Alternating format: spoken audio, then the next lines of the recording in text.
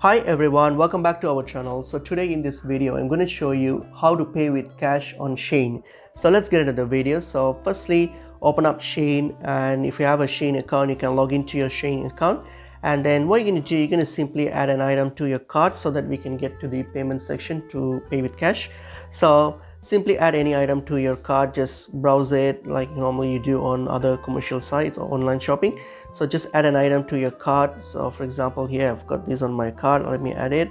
So I'm gonna, once you add it to your cart, simply click on checkout. So hit on checkout and then you'll get to this payment option here. So now here, once you've plugged in your delivery address, underneath, if under payment method here, if you want to pay on cash, then look for the cash option here. Please note that this depends on your region and where you're on your location, because not all stores or merchants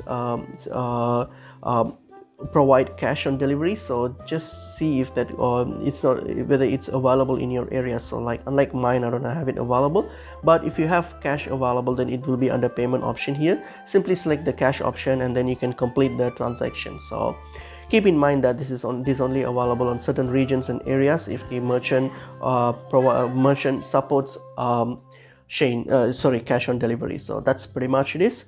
How this video was helpful. I will see you in another video. Thank you.